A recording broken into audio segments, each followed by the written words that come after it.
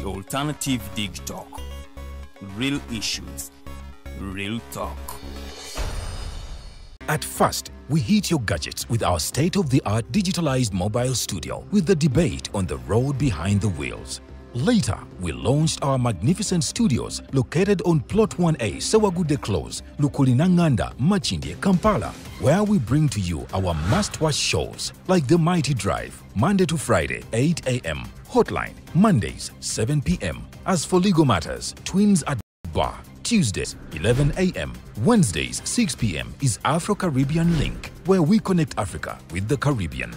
Voltage on Thursdays, 7 p.m., featuring a youthful panel.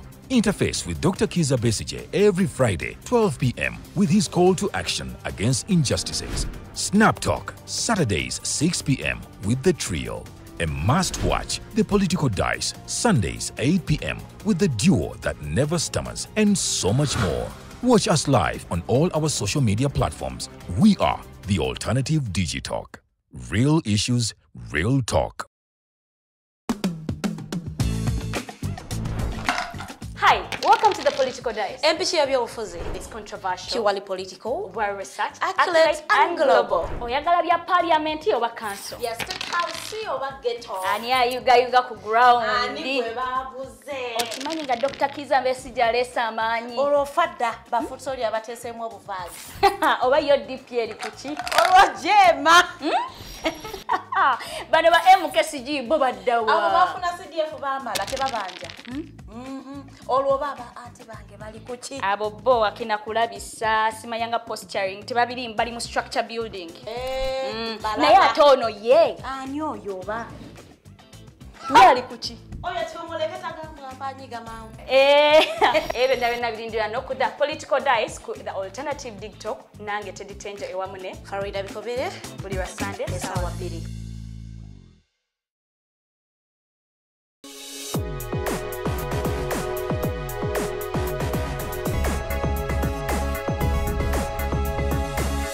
The Alternative Dig Talk. Real issues, real talk.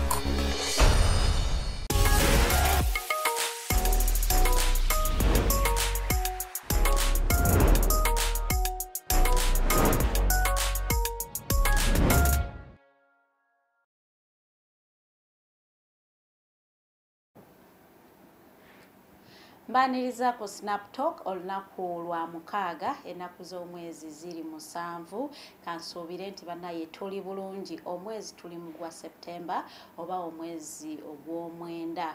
Njagala okubategeeza nti bannaye tuli live on Facebook ojja tusanga ku The Alternative Uganda oba TikTok TV ate ku YouTube ojja kubanga ate otusanga ku The Alternative Uganda. Bannaye mwanguweko tunyumirwe discussion eno sharing ideas kubanga relationship buli omu agibeeramu ate era buli omu munyiga mu ngeri ye yadde nga abantu bagamba mbumere ya lumbe n'ataaka abalya amaziga ga relationship mere ya lumbe n'ataaka abalya oyina okugalozaako somewhere kizibu nnyo okubanga ofunye first girlfriend first nagenda mu marriage muzadde abaana for it is a forever thing era somewhere amaziga gabeerawo somehow ngajjamu so kati wetubeera nga tuvaayo n'emiramwa gino gituyambakoko okubanga ate munayo gamba naye we twali twogera wano gundi oli yagamba bw'ati because muffe mulimu abayise mu bintu bino bye tubeera twogerako so tuba tunoonya opinions zammwe n'obuwabuzi bammwe abantu abalala batuyigireko ensonga lwaki tuba tujja wano every Saturday essaawa zibeera 12 paka ku ssaawa emu nga tunyumyamu ensonga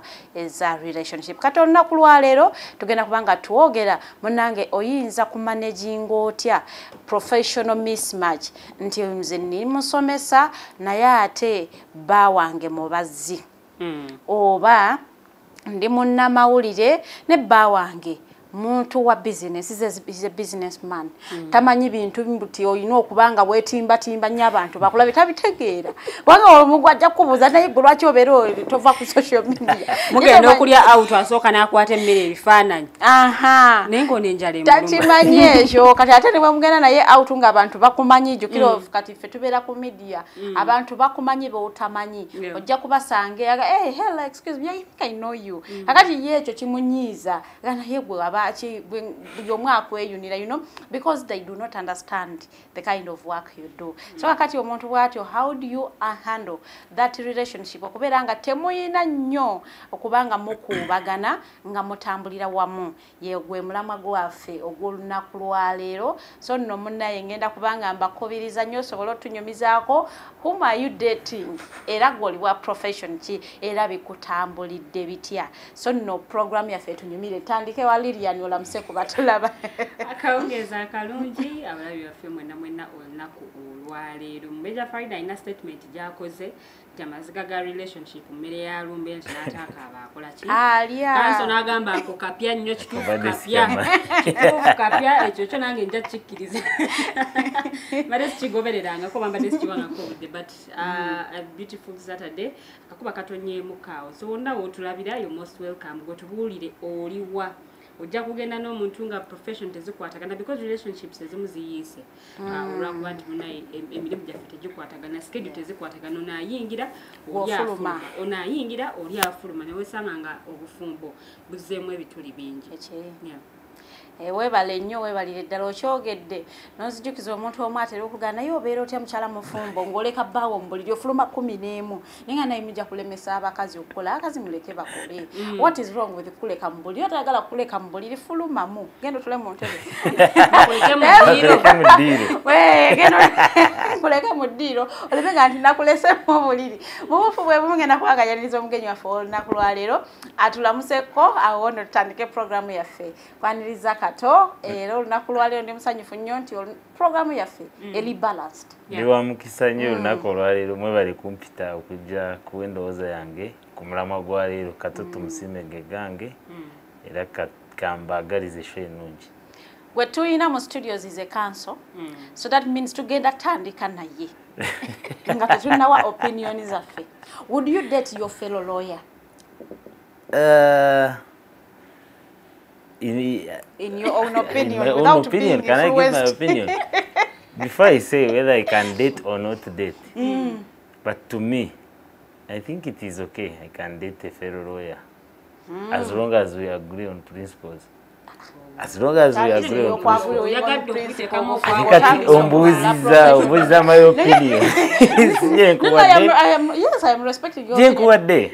Omanyi lwaki ntawamu bwoba oyina patanawo nga lawyer muno we face so many challenges and meet different people with different problems, and if you have a partner nga mutuse waka you share, you meet, sit on a table, agree omugambe nasanze Farida ayina ekizibu ABCD naye nze mu ndowooza yange mbadde ndowooza nkikwate bwe nti naye nagamba nedda ate kano wakalabye kati bw'okikwata bwe nti to come out with a better results. That's one point.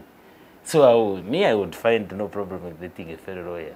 Buzibu ki obuli mu kudatinga yo fellow lawyer? Oba omuntu kati obuzibu bujira wano. Olaba the problem people have si kute side oba muwala oba musajja no. Generally the problem we have is n'emirimu gye tukola kati bye tuba tusinkana ebizibu bye tusanga oba ebirungi bye tusanga twagala tubireeta ate mbufumbe waka obireete waka tubijjayo tubireteeka example gyowadde aba lawyer you see lawyers most of the times if bagamba twayiga kukola ki kuyomba because you are always arguing to argue everywhere. And the problem is when you have a lawyer in a house and he's your partner, even if you say, but I thought we should sell that TV and buy a new one. She will say why. Questions will be there. You'll end up in an argument. Before you know it, you have annoyed each other. Relationship because if it happens because they are used to this life. Nti Farida bwaba ina kyayogedde bayina okumuddamu naye anziremu mpaka wetuka kukola ki So when you bring such kind of arguments in a house, then you cannot build together. You get? But there are families that have succeeded where it involves a lawyer and a lawyer. You get? Yeah. But the advantage they take is that ebyokumulima babireka ku mulima by'amateeka babireka mu mateeka gaabwe mu kooti gye babeera. Argument ebegira ku ki ewaka. If it's family, it is family. You get? Those ones have succeeded. But our generation has a problem. Jukira baba wa woman emancipation, equality, gender equality kati naye abayagala kukulaga. Why do you be the one to always decide? Why should I be below? You end up going into an argument that is unnecessary and that would be avoidable. Kati, if you meet somebody who is very quiet, atayagala byantalo. Your relationship begenda koma. It's not only to lawyers, even nabalala. Oli musomesa wa primary bamanyira okuba abaana kiboko. Jakwekanga nawe akubye.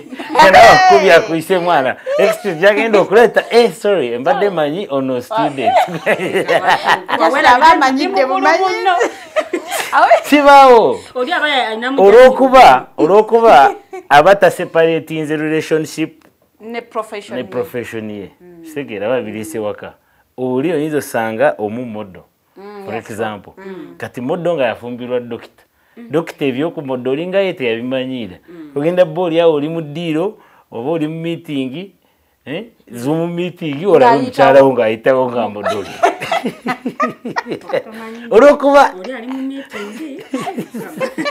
Orokuba they have not separated work, what they are supposed to be doing at work, in their profession, and what is supposed to be done at home. Katevyo kumulimo kumodolinga yakolese ne waka.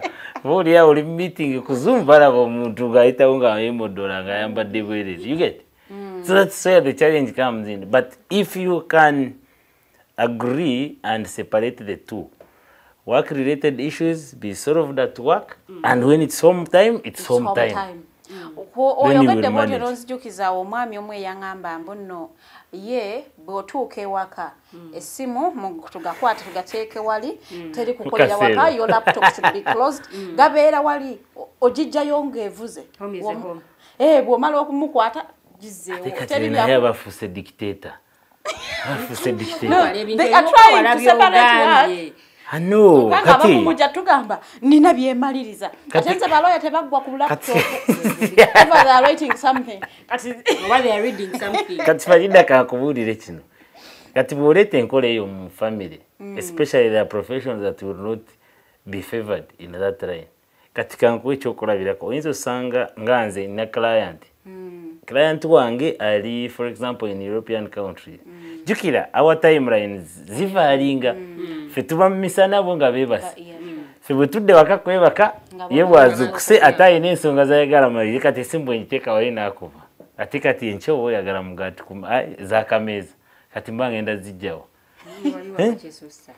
Tiya nawe yekola yagala jiga wala kisusa mazima mubeereka nga oli ali ku simu bwati temwinaawo kwogerezeganya mwenga ababiri bwamwenya nawe oli bwamwenya bwaseka naye nga kugambe nati koja wandiiko oba ina ka research kamaliriza naye nga bwamwenya research bamumwenyezaamu omuntu osobola okusoma akantu nekakusanyusa Liliani olinga atasomanga kakantu nekakunyumira noseka abambasuka ne balemerayo kansalenzire wa Lilian. Lilian is a journalist. Would you date a fellow journalist? Obuzibutusaga nnyo. Agambye balugambo. Agambye tubalugambo nnyo abo. Ekambera mugambo luva kono ludakoli. But bwetubanga tusobola buli omu okumanya wawa ino koma. Yes, you're a journalist, but at home you're a mother, you're a wife, you're a friend, oyina package nene nyewaka. So nga kanso bwagambye nti oluusi obuzibu buva mu kumanya oba kwawula omulimu we gukoma newaka. Bannamawulire oluusi tusaaganyiriza ebintu bye wawulidde ebyambu naawe n'obitwalira awo oba ne mubeera ku office awo ne musagala mukuba ekiboozibozi n'oyagala ekibadde ku office okitwale kyapa. No, ayinza okuba nga si wa station yo. Nyizo kutabira na buzibu na ku dating. Nyizo kutabira na buzibu na ku dating mu namawulire for as long as tumanya wawe tukoma. Lwakuba obuzibu butera okujja mu namawulire omu yakola soft news ononga ali mu hard. Eno tubeera tunyumya mbozi ndala nnyo za Shiba, tunyumye ku Shiba, tunyumye ku Cindy ya Levis Buji banyabo bonna concert eziliyo evo tunoonya concert because yegulire lyoyina okufuna naye ng'oli ali mu nsonga ziri serious nnyo tosanga yakoze eki Besigye yayogedde ki wabulidde omusajja yayogedde awo emboozi zaawukana era bw'onooleeta emboozi yona yakola hard news yajja kulabanga gwe atali serious. Actually kinyuma nnyo munnamawulire ali mu entertainment ogende namawulire akola sports awo kijja kuvaayo bulungi awo kibalansinga atoseka Farida at a certain point naba kivaayo bulungi because eno mu sports tewabayo nnyo seriousness nga banene aba politician yakoze bwato omusanga ali mu kunoonya ever alina okubeera up to date with what's happening. Kati gwe bw'onoova eno ng'onyumya concert yajuza ono yakoze bwati ne bwati naye kati gwe lwaki tobeera updated lwaki tobeera updated kubanga endaveri nga alina kyenjagala okubuuza nga kati patana wange yali waka katugambe girlfriend wange oba mukyala wange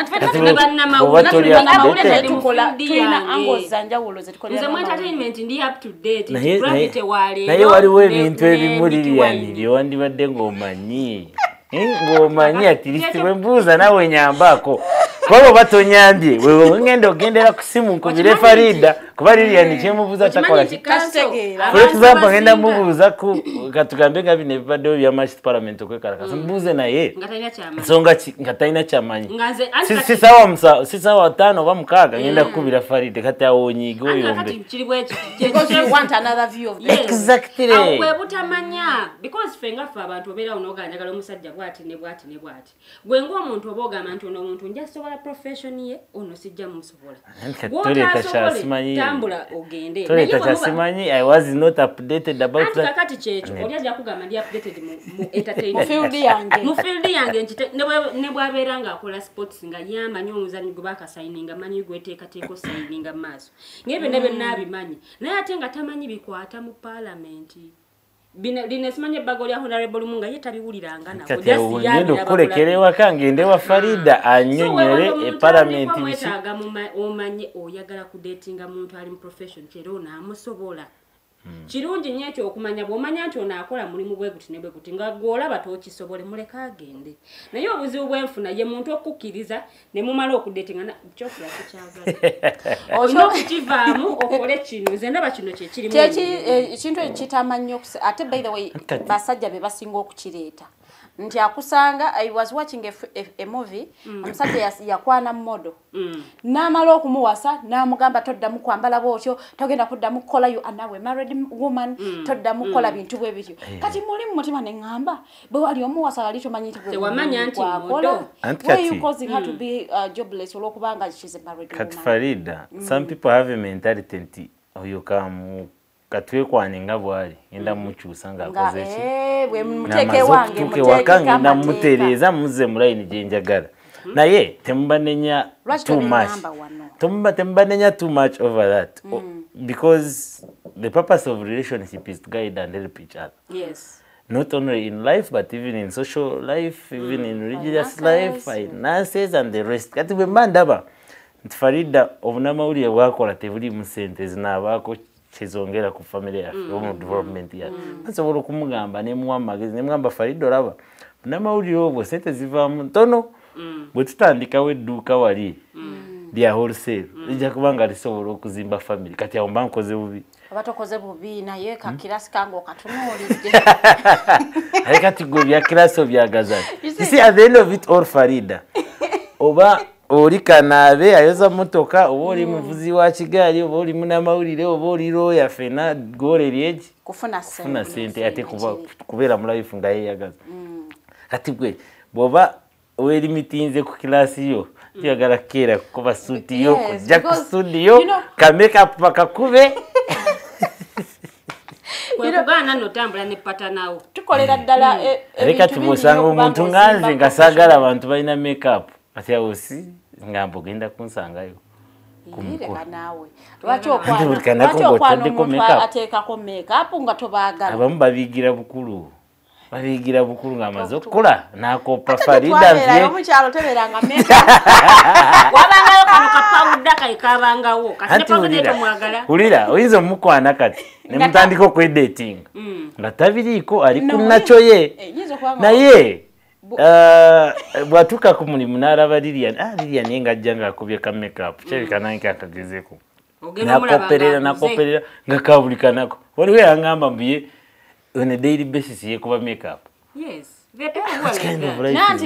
Okimanyi kanso kati awo wengenda okubanga nkugambira omanyi okola makeup yo nayo genda kunsanga ku mukolo wetugenda. Okimanyi kanso oyinza okumusanga omuntu nga yayita kola makeup not because yayita mwaga yayita ina kasi makeup is expensive. Kati abazo kafuna. Osanga omuntu nga takola skin care routine. Not because the products is a bay. Wogamba mbo utandike buli kimu kye bateekako buli product egula sent. Yes. And kati olaba now that's where the mismatch starts from itself. Because ojja kusanga munamawulire abayina okulabika bulungi mu TV. For example, line enviri zayagala okusiba ziri awo black and white yellow red. Studio ng'otunula nabo. Kale boyfriend we atakwagala oyambale makeup. Producer akugambye boba ofana bote togenda ko ekitegeera ogenda kujja simanyi go mulimu gokola basi banviri red yellow brown biki katogo kanviri ekitegeera muno sanga dancer basi benviri zonne anticho naye dancer adetinze for example Roya kati banatambula batya onajja kuwoza ngabatambula batya because generally that's a mismatch itself. Ojja kusanga Roya ova jovundo ogenda otwale dancer kati oluusa bamu beekweka tokimanya ekyo sobola okwekweka omulimu oba bamusomeddemu kagigi n'akyuka olwokuba genze first time n'akikuba n'akyukira eyo kitegeera and some people don't vary and compare professions at the end of it. Olga bwe nagambye agamba namukwanira mu bbala but nsobola omukyusa n'afuuka mukyala afumba ate abamu babakyusa but there are professions that cannot mix and that I wouldn't my personal opinion is I wouldn't date such kind of professions. Ekyokolabirako it's like ate sigamba nti I don't respect their jobs, but I do respect them. But this is my personal opinion. Yeah, sure. Maybe depending on my profession and what I desire to have. For example, a lawyer dating a waitress or a hotel, what? Babaita service. Abakola mu hotel. You get? Abakola mu hotel bana yingiro cleaning room. Exactly. Kati ye kyagenda obanga akunyumize waka obuliri babwala bwe bati. Era esuka wano musondo soka nogigira mu booti n'oli okogikola ki? Nogiyingiza mu. Usekera.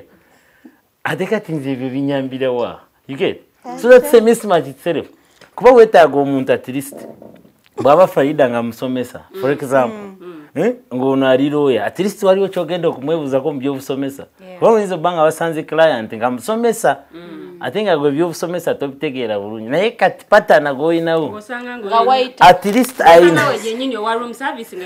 kunyumiza room service anti bwabanga yeetaaga obuyambi ayinza okufunira ne client ero nabaddeyo you see omuntu eyazze bwati ani atunabira bogenda bawa nga olaba mawulire olabe bamuyisaawo ku bagita zizungululu aba mujja kabina we nga mukyala we wakariyali ebintu ebimu byate bijja kukola bwe nga profession is tezimatchinga nga tezimatchinga sekendere abantu bwe bati abagava mu kifo kyakolamu oluusi nga bucha kumacha baba kola night shift oba bara zikola kiro oba hoteli zinga zikola kiro gwe wavudde ku mulimu for example sawa 11 oli waka ukoze byokola webasi kakitegeeza kumacha yenga ayingira gobo ofulumo ogende okola ki ogenda kola it means temujja funa that kind of bonding as a family.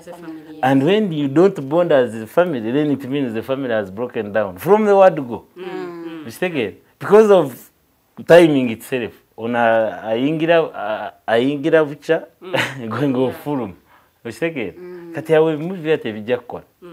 bana bakola 9 to 5 no dating omuyimbi goba wakatugeka nga yafuluma gate olozo muyimbi teyali datinze muyimbi munne kati awo biba bijja bakola bijja banyumira kubanga buli omu aba amanyi time ye you see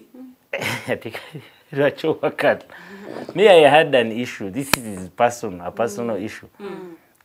Go omuntu kwenali dating and her issue was always one. Nti bwemba mvudde waka. For example, I have court sessions. There are days that are too busy and you cannot even have time to make a call. But that was a problem. You spend a day without calling me and I'm like, but you know what I do? Come on, demo ino bideka. Okomenga we waka. She wanted to be called every day. Ngovudde waka. Ngoli kumulimu kale. During the day. Texting. I take her to Newham texting and she wanted a call. A call or you be available for her. Akurabiko. Yes, abachinene. Devo beba bakazi. Oyo yazabamutinene mukubanga. Omuntu agenza kumulima atako asoka akomewo ko. Nga mubeera mwenno banga mu buli omu abeera wo. Niwo nga buli omu abeera wuwe. That kind of relationship wouldn't work. Ushitege kubanze line yange y'omulimu ne line ye byali different, totally different. Nga I know budde bungi nga azokola byakola, but me there is a time when I will not even afford to make it. Waliwo abasajja abamu nga yengumya mutwe siwa simu nga ne bwaba alina obudde nga tajja texting gye bali bwe batyo, so ayinza okuba yakirowooza in that. Naye nze mulingamba nti bw'oba olaba omukyala oba omwami ngolaba profession ye mazima sigwe wandyagadde okubeera naye, don't go for them. Mute ate era bw'odating omukyala omusanze takola makeup, don't assume mbu tayagala makeup. Sometimes kubanga talina busobozi. Sometimes naye bimukola yasooka bimukola yabikola bubi kati nafu nabikola. But make it clear to them mazima matuufu sagala bantu ba makeup. Sasa takimanya muli mu mutima. But it is also ridiculous for a man to find me doing my full face. Atanganze sagala bakyala ba makeup. What attracted you to me? Atenga wasanga nze judde nteseko obukowe yenna yesize kala ennaku zino babeera izo kuloza tazibiriza In fact, me I always feel sorry for them. Nowadays, doing about influencers, but social media influencers, doing about TikTokers, going a mulimu gwabwe, kukola challenges mu nyimba, manyaba basasulo kubo bulango, abana they are literally walking naked because banonya akase. Because of that. Kakati ogenda sanga omwala bwatyo akunyumire. Kakati oyagala okumukyusa. Kigane. Relationship effect naye nga wamusanga bwatyo. Nze ngamba bwoba oyagala muntu ayambala ngoye empanvu gye bali and you will see them. Go for those. Bwoba oyagala kulaba oli kugenda n'oyo yeyambaliranga bw'ayagala, go for those ones. It will be upon them okulaba naye kirabika nswaza bawo. Nswaza bange ekube mu mutima. But also not good okwagala okuchanginga omuntu olw'ebyo gwe byowulira by'oyagala naye nga toconsiderinze butya bo bwe bawulira. What do they want? Mubanga tokiconsiderinze. N'ekirala, don't go for a profession you wouldn't manage. Togenda na profession kwanga ali ezitasoboka. Bawoza muberanga bali mu court nga mujena kwetaaga. Buli muzisoboka naye ng'ogikutotya. Wali ezitasoboka ezo zongo manyi. Nga munnamateeka ajja kulabanga gwata reasoning kutuuka ku kati mwekyo kye mwakwata kyekizibu kyammwe. Ekizibu kyammwe mwekyo kye mwakwata era kye mwagala okuyisaawo naye sige mazima. Kati gwe kigenda okukunyiza kiri kimu. Munno avudde ku mulimu ayina kooti encaka tugambe oba ayina submission ezokukola oba ayina kyalina omumaliriza nga kiri ku deadline kitege akoleke mubulira tule ku mmeeza akole bwakawe. Kati oba ojja kugamba nti kati takubala mu magezi naye nsooka si bwetyo bwebeera liriyadde kyobola abaloya mwe bakwata bubi. Mwabakwata bubi. Sirabanga ko lawyer gunnyonnyola n'awuliriza byonyonyola. Oba byonyonyola nange ngatiddemu abo. But obuzibu obuliwo ebiseera ebisinga relationships zino nga zitandika obudde obwogera tukozesa butono. tuba nabo We don't ask questions. We don't ask questions. Ask that person omulimu gwakola oyagala gubeeramu kumala bbanga ki ote era bw'oguvaamu oyagala kukola ki owulire biki byayogera naye most of the times oli awulira buwuliza oyagala bakuyite mukyala dokita oyagala bakuyite mukyala walonga honorable ajagenda mu constituency abeere ng'atambula buli kaseera nga n'obudde bwa wakati abulina emikolo gye wakati mulemu okwatendinga ng'alina okwatendinga egy'abalonzi because ayagala akalulu naye omuntu gw'otaasobole bw'omanya nti tojja kusobola ate abamu akusanga nekwolozizo nga kale you have not just achieved them but those are the things you want ati akusanze you an aspiring politician like me I want to start kayatandika okugamba nze mbadde ngamba sobola kumukyala munabyabufuzi anti abanensonga gye lwaki tamusobola kati you come to me nga byebirooto byange nze mbadde ngamba tuli bantu bakulu buli omu asettinga goals n'ogamba mu myaka 5 njagala nkole kino banjagala mbeere wano but the purpose of us talking is knowing okay bw'ongamba mbu toyagala nkole kino what do you want me to do enakyo oyagala nkole are you going to help me out okukituukako bwekuba nti neetaaga kuddayo kusoma are you supporting me in one or the other naye gwe okoze order yo sekyokola sikyagala naye kati olina weoyambidde muntu ono wadde kale okumunoonyezaako omulimu omutonotono kati abantu abasinga they haven't actually ndowooza tebamanyi papasi ya dating tegere tebagimanyi because abamu and most of the people have this yakolabirawo love on the first sight talina kyakumanyiko tamanyi ovaawa tamanyi family yo tamanyi byokola nemutandikirawo then you will have problems later because you will realize some things that you did not expect your partner to have but what would be done is during these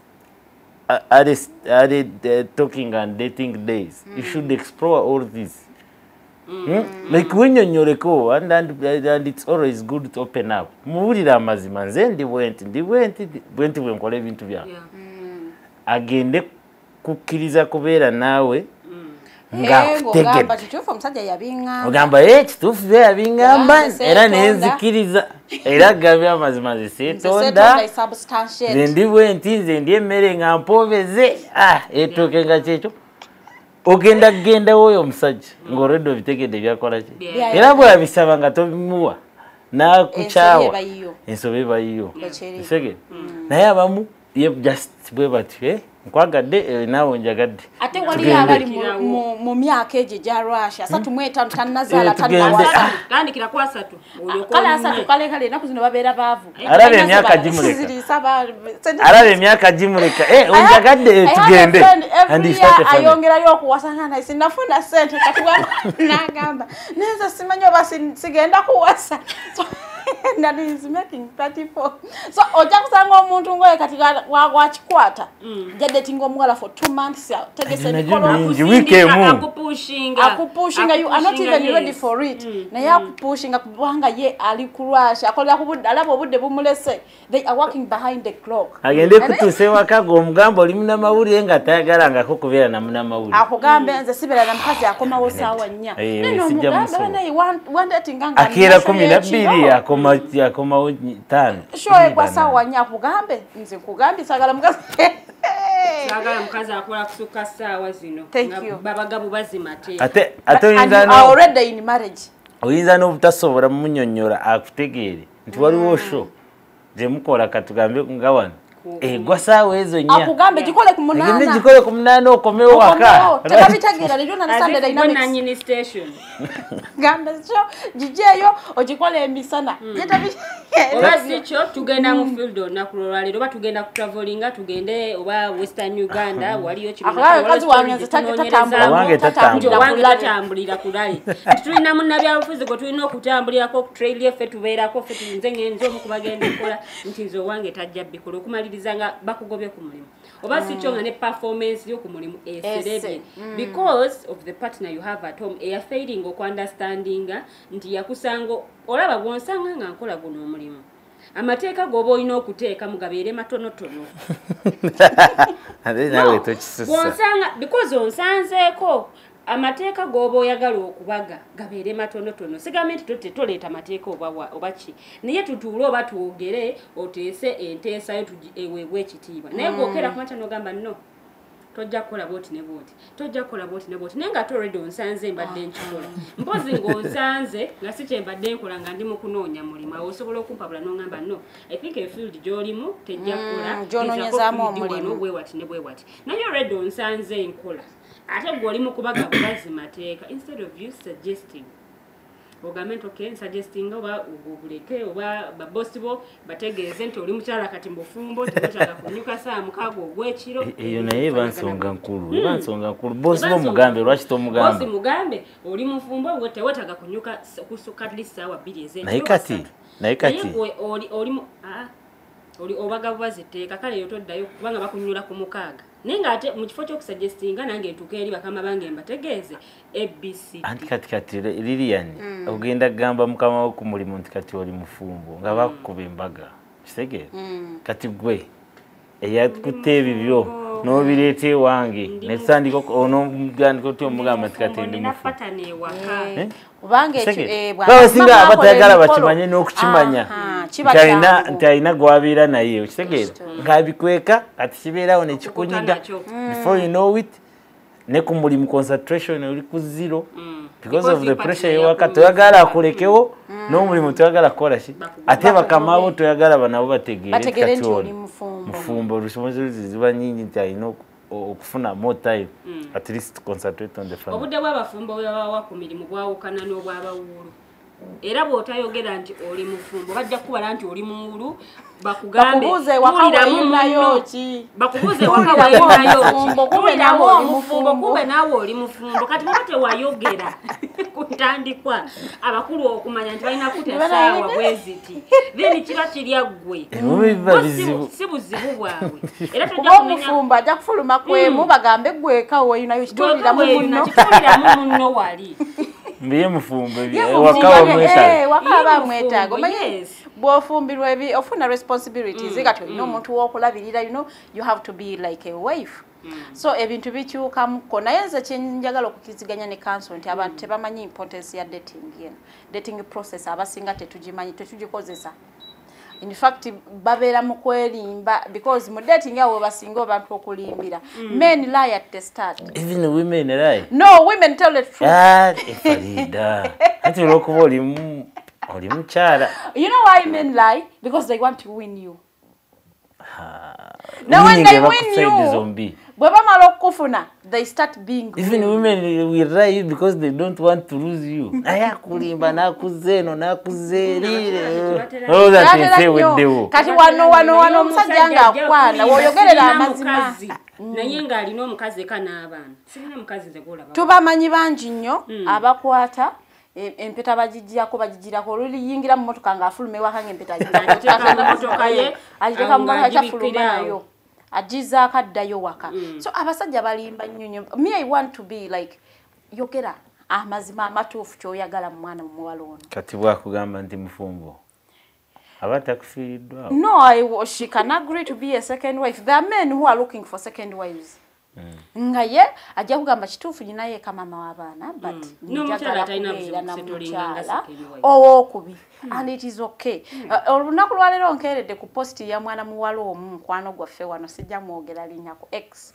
ngagamba mukati mwabawala abasajja abafumbo be bali mu kwana mulowooza oyo omusajja ajja kuwasa I'm like onalowooza ba second wife babajjawa a married man will be married to you and he's looking for a second wife because aina byayagala byatalaba mugwe oba byatafuna banaye tuleme ku demonizinga nyogo kubeera nti omwana omuwala ali in love with a married man enaku zino ensi yayonooneka nekirala nti eddiini yaffe ekkiriza omusajja okuwasa abakazi abasoba mu so ojja kujjaawo condemning omwana w'omuntu mbwe ayagala bbaawo because kumbe yo bbaawo is looking for a second woman and me I always tell women why aren't you condemning your men why is it always about other women? Kubanga abasajja bo baba mwe bali kunonya abaana abalala abawala abalala. So I don't want to go in that mweyo side kubanga egenda kuleta no emotions nyingi okunadalira okusinga mbakazi ba first wives. Tudde ku nsonga yaffe ya professional mismatch.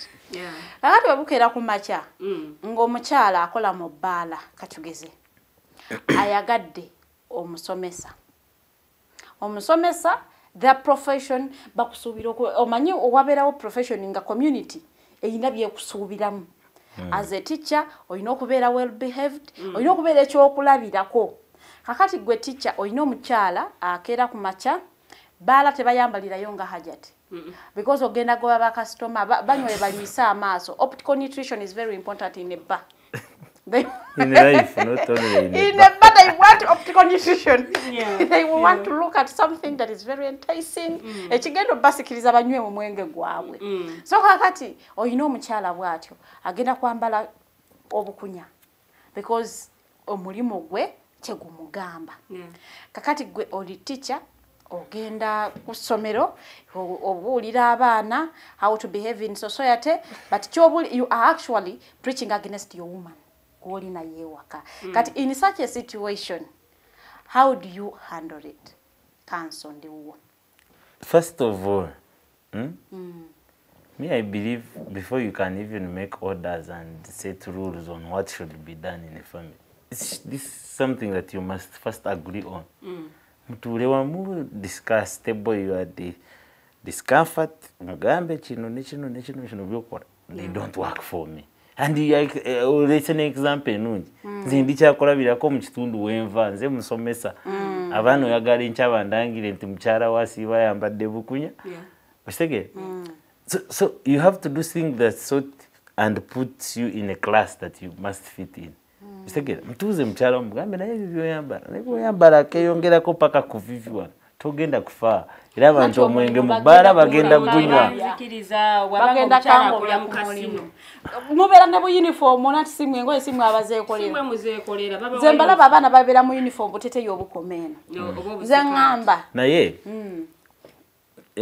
if you can sit and disagree on the same approach ebeganya kitegere omulimu sigo gugenda ofiirako either nonyo omulimu omulala omulimu oba tosobola guleka then you miss out the man because comparing about you can decide to leave your job for the man and the man will also leave you. I think ugambe chi Farid sigalengo okoze loss. There are people that will not settle for a certain class of women. Yeah, so don't go for them in the first place. I think ugambe abamu go because they have the belief, they want to elevate them, they want to change them and put them in the right place. Naye bwe kiba kiganye kiba kikoze eki so there are options. You either quit the job or lose the man. Because they are buzz where people actually dress decently. They are buzz. So why don't you try that if gwe omulimu gw'oyagala okukola gwa kusunda mwenge? Tokyogedde bubi. Babayita abasunzi b'omwenge. Mu kusunda mwenge. Kale kusavinga byakunywa. Savinga byakunywa. Bwekuba mulimu gw'owulira gw'oyagala okukola, at least try areas, try bars that will give you respect as a married woman. Second, kuba si buli mukyala mufumbo nti bagenda kukaka yambala kana akakomeeno oyambale bukunya nedda. At least there is a way they will respect you. N'abaana bakusanze mu gundu. N'abaana bakusanze mu kifo bw'okolera. There is a respect they will put on you. Because I don't think Farida nga bw'oyambadde ekiteeteeyi ekikomeeri wansi ku bigere. Somebody will be forced actually to touch you indecently. Naye gwe jangu yambadde bukunya. You will attract so many. And it's hard for you to blame them because first of all you have tempted them. Bekenyini you have not respected yourself buli kimu kiri wabweru. Kati oyagala kukolera ki? You are a whole temptation yourself. Buli kimu kiba wabweru tera balaba. Oli n'amawulire obiraba ne TV kati zibiraga. You look at somebody and wonder whether they left their home to come where they are. Betunuddeko mu miranga bave waka. Simanyi oba betunulako. So, to avoid all those temptations to your man and to accord him the respect he deserves in society. at least if you cannot agree, then that relationship should fail and end. Awo wenyini Avoid all katugende of the tuyingire issues. mu comment section. Omukulu Kalyango Musa Mutesa siragamba obufumbo kuteesaganya atenga don't try to change your partners. Baana yo omuntu gwe wasanga obukulu myaka 28 nga bwatyo bwabadde nga yeeyisa obulamu bwe ogambe nze ngenda mumukyusa kikalubamu abamu they will pretend ate abamu bamale ba backsliding baddeyo mu mbeera zaabwe because gye bawulirira emirembe kyova olaba tojja kusanga omusajja yawasa omukazi kale nga yamujja katugambe ku kkubo myaka ebiri agambe nakimanya tojja kyuka naye ngamba wakimanya lwaki watulemerako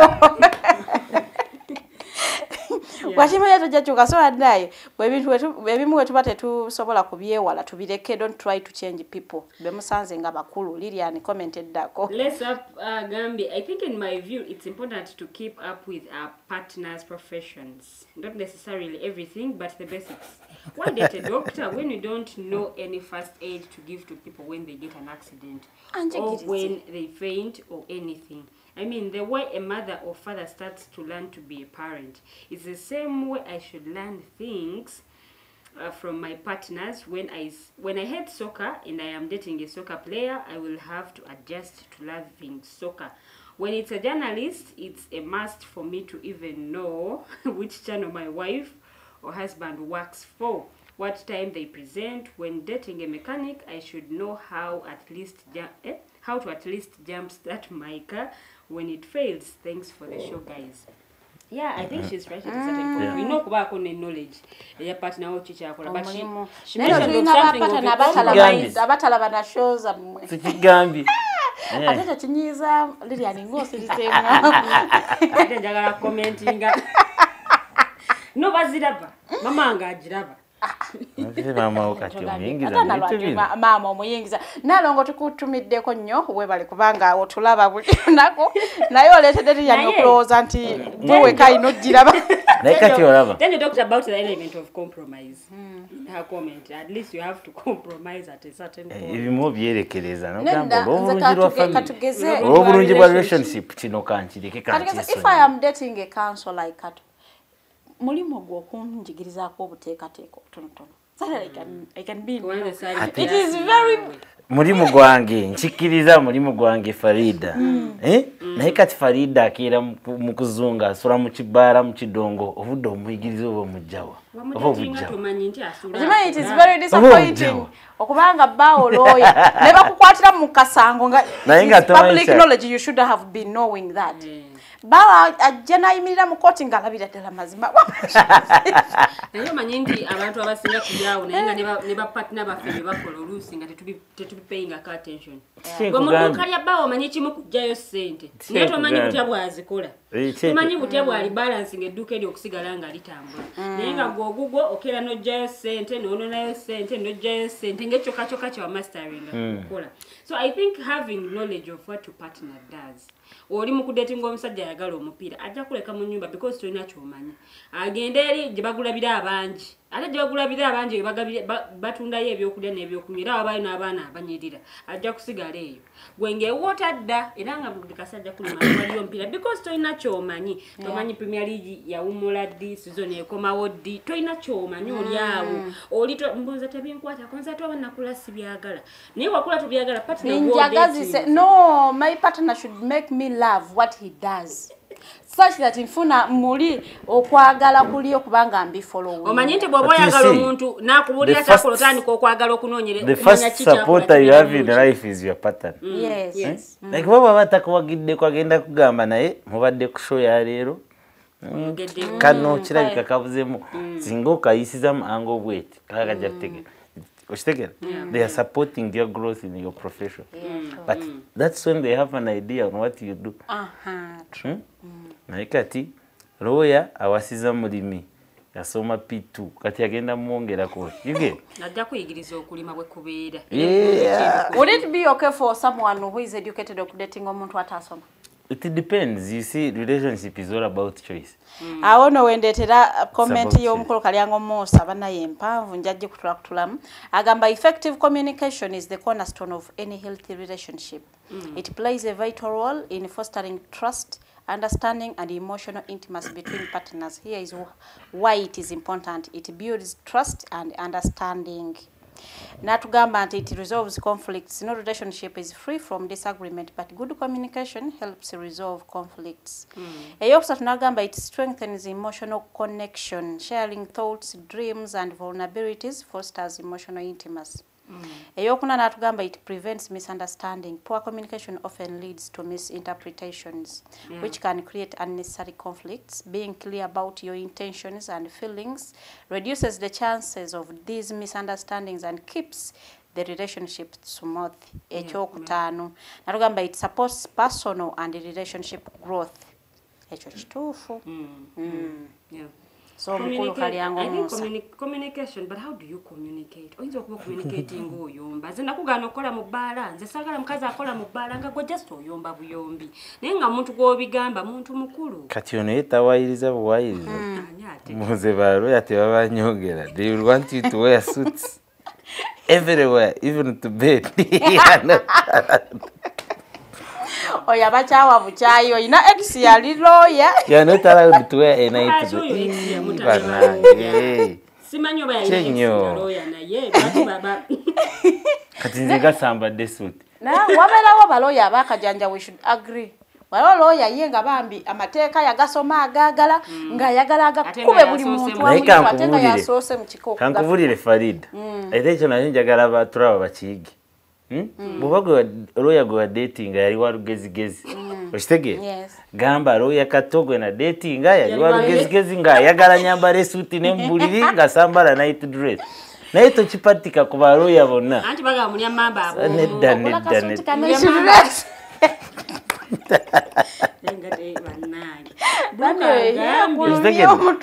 Nti omuntu agenda na datinga omuntu omu profession yonna nagikyawiramu nolowooza yonna ekola bye bimu nedda si kyekituufu mbuze banamawulire bantama waliyo datinze buli munamawulire bwatyo bweyisa oba buli lawyer bwatyo bweyisa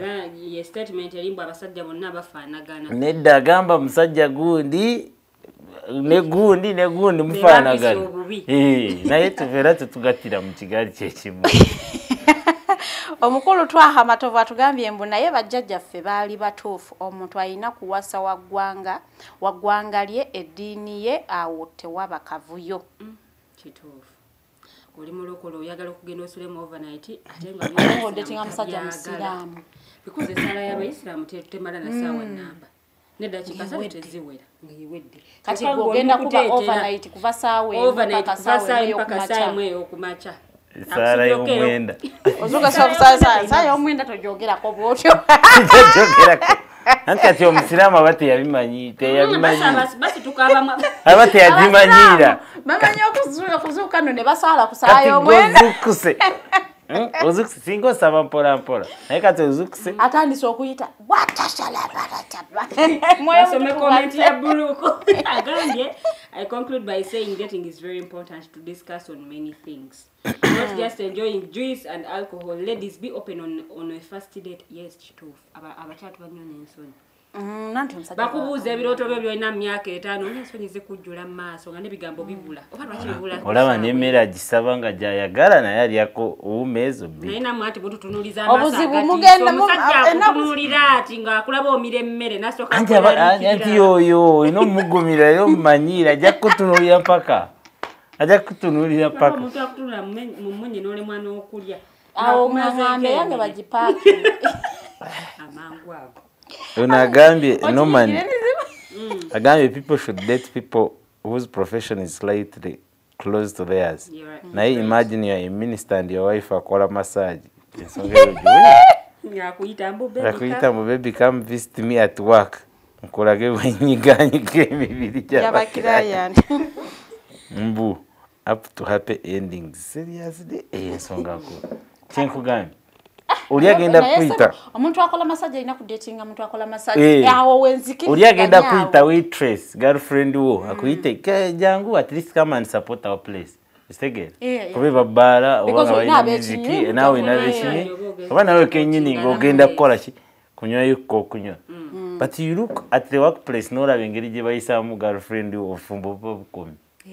Kituufu. bamuhage nga bwe bamusitula bwe bamulera oli amuyita n'amutuuza n'agamba ha bw'oba otudde wano kano kabbiya katambula bulungi kati gwe tuulaawo ate ng'otudde osazeeko nga ggwe eyaze kulaba mukyala wo genda oleete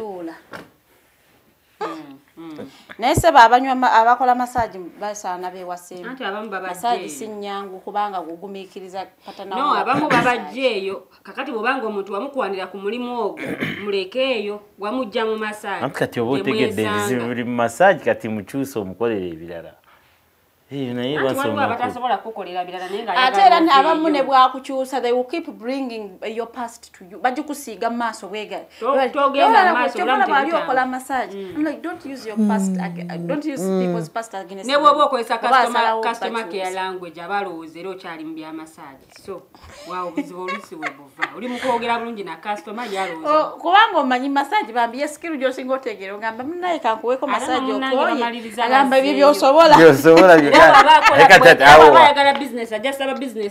awotaba mutuufu abamutuufu naye oba okirese bulala oba okirese bubi abasinga tebagala mazima Musa agambye abasajja tusobola okuwasa omukyala nga teyasoma bw'aba nga alina empisa ng'alina n'eddiini ekyo kyo kituufu kuba gwasalawo kampase omuntu bw'ati ne bw'ati ne bw'ati olw'ensonga gwe biki by'okkiririzaamu ng'omuntu kitegeera okusoma si ensonga nkulu gye nandirabye nga first priority mu bufumbo no waliwo byolina buli omu alina kyakkiririzaamu ng'omuntu wambanga oli ng'alina PhD ajja kwagala at least omuntu nga anaatera omutuukakaawo ajja kwagala bano bannakoma mu senior 4 naye waliwo oli ye nga tayagala kumanya kasita akulaba empisa kasita akulaba ng'olina kyogenda omwongerako nga kutwala ebirala binajja mu maaso ebirala naakwongerako naye munayo obanga bw'ate bw'aba bbaawo ng'omukyala alinanga masters ng'omukwasiza ku bbaawo naye teri sinaafunayo kadikimanyirizoka okuzayo omukyala wo n'asoma naye abasajja tebalagala kuddayo bintu bw'abaayo ebyetaago biba bingi ewaka ebbanga lye yalikozeemu ssente nga buli omu gwatunuulidde agambe it's a culture phenomenon kubanga mu European culture bw'olekawo emmere nga gwe wagiteeseeko baguyita mululu in the Ugandan context mbw'olwobeera wa mulembe bw'olekako ku sowaani nedda si bwekityo bwekiri kubanga ate ne Uganda I think that's why bali bakola self service tekako kyomalawo nandi bwane ne Uganda ogenda kugenda okole order bagikuleeterenga bw'oba ogisabye sometimes you do not even know amount y'emmere gye bagenda oteka ku sowaani waliwo bannaye restaurants nga basavinga emmere empitirivu waliwo gye tumanyi nga yo bambi ng'ogenda kusasula ekyetaano kyo naye ng'emmere ebeera nnyingi kakati bw'ogikuba n'ogimalaka nayo bwogo by'omusajja nakutunula mu munye bwati n'amanya ono gwempute but there are men who like that nga mwonoolya njagala omukazi talina nsonyi ng'otuuse wantu kwona emmere waliwo omu abagenda kuvaawo akwogera kandayo yali alyanga musajja emuluma n'alyoka kulangira kyova bamba tulangira emmere bakulangira nebabitulangira ebitole ebyo byebatugulidde naye nga njagala okubebaza mwena abatwegaseeko ku snaptok ya leero mwebale kuteesa naffe mwebale sharinga opinions zammwe ngenda kubanga ate nzikiriza kanso kata atusiibule atuweeyo n'akagambo ke akatalekeka neyanziza nnyo mwebale kunkyaza byenjogera oluusi ebimu bisanga mu bulamu bwange bwenkola emirimu gyange gyenkola bensanga abamu bampa ku magezi abalala nembawa naye ekikulu kiri nti buli omu ng'asalawo okufuna omuntu gw'anaabeera naye mu bufumbo aba alina byagenderera okutuukako era aba alina byamwagaddemu n'ebyatamwagaddemu but the best thing should be that I know you will not get a person who is 100% of what you want. People make lists. Nagamba nze omukyala gwe njagala muwanvu ina fiti bweziti mweru enjala zirina okuba bweziti nga yasoma bino nga yakola bino.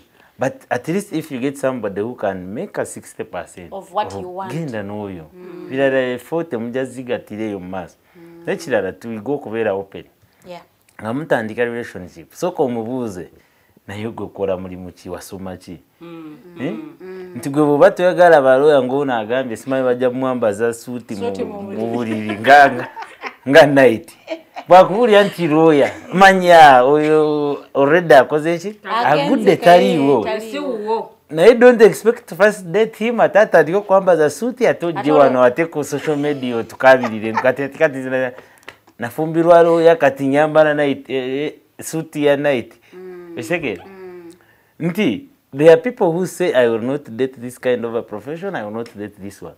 But in the dating stages, awo nga mutandika okweyogerezeganya, be open to each other, mubuli amazima. Era nawe buuza. Omanyi you can be somewhere, I sit with somebody, omuwala, nga omanyi muze kutegeregana, naye nga ye talina kyakubuuza yadde kimu. Nga gwalina okwogera buli kimu. Then later n'agamba naye ekyo nga tewakimbuulira, but did you ask me?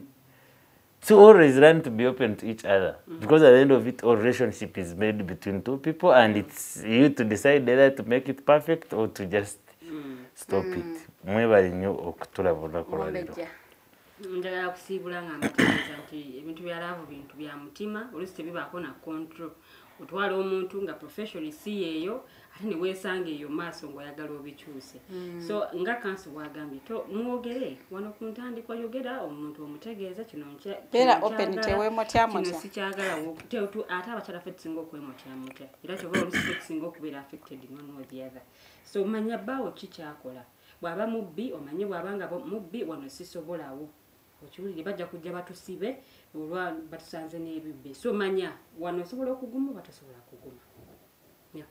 Okay, tweyanziza nnyo tweyanzege kansoka towebale nnyo webalire ddala kubanga otufiisizaawo akadde netulako naffe wano ku Snaptalk nsobola okubanga ate sharing ideas ku nsonga nno esingidde ddala okutta obufumbo oba relationship z'abantu abangi nti tetubeera open nnyo mu ntandika ate relationship bwemala okutambula and then you start now realizing I think teyandibadde ne kino kati nnina okumukyusaddemu eno line awasinze okuvaawo obuzibu nze mpagira nnyo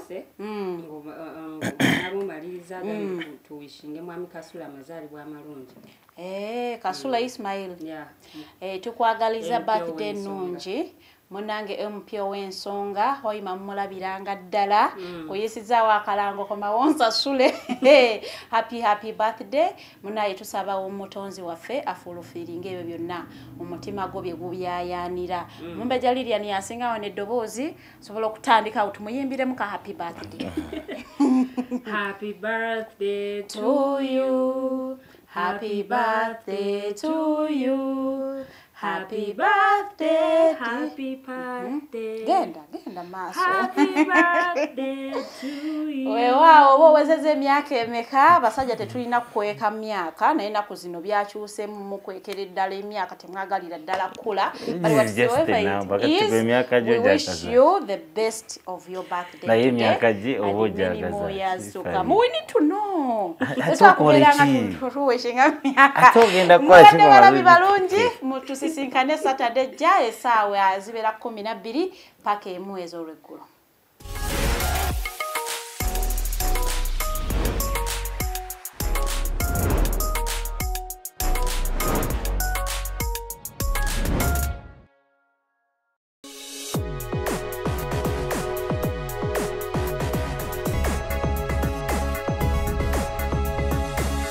The Alternative Dig Talk. Real issues, real talk.